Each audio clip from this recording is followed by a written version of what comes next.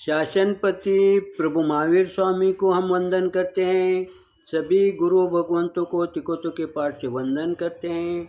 श्रद्धावान भाई और बहनों, आपके अंदर विराजित आत्मा को माजलगांव से सुभाष कोठारी का सादर प्रणाम, सादर जय जिनेन्द्र। उत्तराध्यायन सूत्र के 8वें वर्ग पर ये मेरा 14वां वीडियो है। हम कल 10वें गाथा का चिंतन कर रहे थे।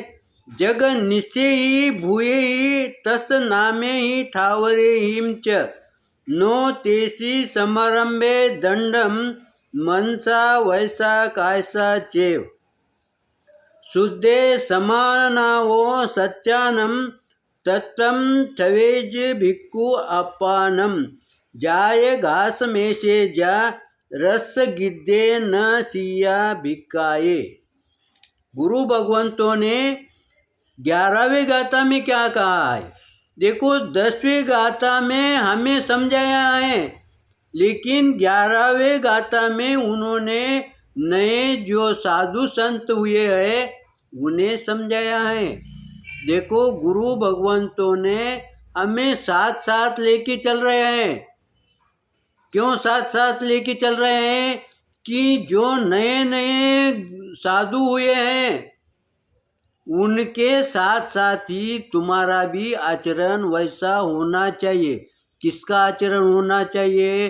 घर में जो सीनियर माता पिता है, दादा दादी है, उनके लिए गुरु भगवंतों ने क्या समझाया है? क्या समझाया है 10वें गाथा के अंदर? भिक्खु शुद्ध ऐष्णाओं को जानकर, यानी भिक्षु ऐष्णाओं को जानकर उसमें अपने आप को स्थापित करे। शुद्ध ऐष्णा, ऐष्णा यानी क्या? चलना, इधर उधर चलना, घूमने के लिए, आहार के लिए या कोई बोले तो कार्य के लिए, आवश्यक कार्य के लिए कहो, वो जब ऐष्णा समिति का पालन करते हैं उस समय गुरु भगवंत कहते हैं, यहाँ पर शुद्ध शब्द दिया है, यानी चलना। कौन चलना? भिक्षु, जो साधु वर्ग चलते हैं, वो शुद्ध शब्द क्यों दिया है? वो चलते समय शुद्धि का ध्यान रखें। यानी जैसे साधु संत चलते हैं और श्रावक चलते हैं, तो दोनों के चलने में अंतर आना चाहिए, दिखना चाहिए। क्योंकि श्रावक को आदत होती है, लेकिन जो नए भिक्षु हुए हैं, जो नए साधु हुए हैं, उन्हें इसका पहचान दिया हुआ होता है कि कैसा चले, कैसा बोले। यहाँ पर इसीलिए गुरु भगवंतों ने कहा कि जब वो चलते समय अपने शुद्धि का आहार, शुद्धि के तरफ ध्यान दे। आगे क्या कहते हैं? भिक्षाजीवी साधु केवल संयम निर्वाह के लिए आहार की अन्वेषणा करे। जिसने संयम लिया है, जिसने संयम लिया है, ऐसे साधु संयम निर्वाह के लिए, यानी मुझे संयम पालन करने के लिए जीना है, ये बात हमें ध्यान में रखना चाहिए। इसीलिए गुरु भगवंतों ने कहा कि उन्होंने आहार के लिए जब जाते हैं, गोचरी के लिए जाते हैं, उस समय ये भाव रखे, ये चिंतन रखे, मैंने संयम पालने के लिए मुझे आहार करना है, मुझे शरीर के लिए आहार करना नहीं है। मुझे साधना करने के लिए, मुझे तप जप करने के लिए मुझे आहार करना पड़ता है, गोचरी को जाना पड़ता है। ये भाव गुरु भगवंत जो नए दीक्षित हुए हैं उन्होंने हमेशा ध्यान में रखना चाहिए। जब ये बात उनके ध्यान में आएगी तब उनकी ऐष्णा में शुद्धि आएगी। अगर ये भाव नहीं रहे तो फिर उनके चलने में शुद्धि आएंगी क्या? तो गुरु भगवंतों ने ये बात गुरु भगवंतों भी को भी समझाई है और हमें भी इसकी जानकारी होना जरूरी है। अगर हमें जानकारी नहीं होंगी तो हमें गुरु भगवंतों से कहीं भूल हुई होंगी तो हम उन्हें समझा नहीं पाएंगे। इसीलिए हमें भी अम्मा पियो का दर्जा दिया है, क्योंकि हमें भी गुरु भगवंत का कोई अनजान में भूल हुई होंगी तो वो प्रकट एकांत में करे, सभी के सामने प्रकट न करे, न दिखाए। इसका विवेक हमें रहना चाहिए।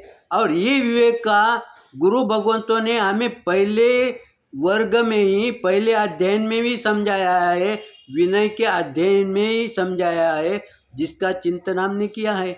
इसीलिए गुरु भगवंतों ने हमेशा ये ध्यान में रखना चाहिए कि मुझे संयम दीक्षाचर्य का पालन करने के लिए, साधना करने के लिए मुझे आहार के लिए बाहर जाना पड़ेगा, तो उस समय मुझे शुद्ध आहार येषणा समिति का ध्यान रखना जरूरी है।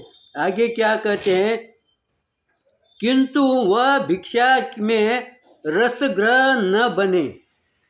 देखो यहाँ पर गुरु ने एक ही शब्द दिया, वो रसग्रह न बने, यानी वो अपने अन्न में, अपने आहार में, अपने गोचरी में ये मुझे अच्छा लगता है उसका रस मत लो। इसीलिए गुरु भगवंतों ने ये समझाया है कि जो आहार है, मुझे ये चीज़ बहुत पसंद है, ये मुझे बहुत खाने की इच्छा है, ये भावना को त्यागो। ये भावना मन में नहीं रहनी चाहिए। किसके मन में नहीं रहनी चाहिए? गुरु भगवंत जब गोचरी को जाते हैं उस समय ये मन में धारणा नहीं करनी चाहिए कि मुझे ये चीज़ की इच्छा है और ये चीज़ मुझे मिल गई तो मैं लेने की इच्छा रखूँगा। ये भाव भी उन्होंने मन में नहीं लाना चाहिए, क्योंकि मन में लाने के वजह से भी हमारे सूक्ष्म कर्म बंद होते हैं। क्योंकि जब इससे लाभ तो कुछ होता नहीं, अगर लाभ हुआ है तो एक आधे बार हम ध्यान में ले सकते, चलो उनकी इच्छा हो गई, मन गया उस चीज़ पर, लेकिन उसका अगर लाभ हुआ ही नहीं है, लेकिन वो चीज़ खाने की तीव्र इच्छा रखते हुए अगर वो आहार के लिए, गोचरी के लिए बाहर न निकले, ये भाव उन्होंने अपने मन में रखना चाहिए, धारण करना चाहिए। इसीलिए गुरु भगवंतों ने साथ साथ हमें भी ये समझाया है कि जब हम भोजन को बैठते हैं उस समय उस भोजन के अंदर रुचि न लें। इसीलिए हमें गुरु भगवंतों ने ये समझाया है कि अगर भोजन के अंदर नमक कम हुआ या ज़्यादा भी हुआ, उसका तुम जिक्र मत करो। इसमें नमक कम हुआ है, इसमें ये ज़्यादा हुआ है, ये मिठाई अच्छी बनी है, इसमें ये कमी है, ऐसी भावना, ऐसी धारणा आप मन में धारण न करें। इस तरह से अगर तुम व्यवहार में रहोगे तो तुम्हारा परिवार शांति से जिएगा, कलह नहीं होगा, तनाव मुक्त रहेगा। इस तरह से गुरु भगवंतों ने इस गाथा के माध्यम से समझाया है। अगर बार बार हमने चिंतन किया तो इसका हमें आचरण होगा, आचरण करना नहीं पड़ेगा, आचरण में आ जाएगा। क्यों आ जाएगा? क्योंकि हमने वो चीज़, वो बात हमने बार बार सुनी है और उस बात पर हमने चिंतन किया है। जब हमने कोई बात सुन ली और उस पर चिंतन के लिए हमने 2-4 मिनट का समय दिया, तो वो विचार है, उसके परिणाम है, वो परिणाम हमारे आचरण पर प्रभाव डालते ही है। इस तरह से हमारे चिंतन को देखते हुए कुछ विपरीत आया होगा तो आप क्षमा करेंगे, सही आया होगा तो लाइक करेंगे, शेयर करेंगे। इसी आशा के साथ ओम शांति।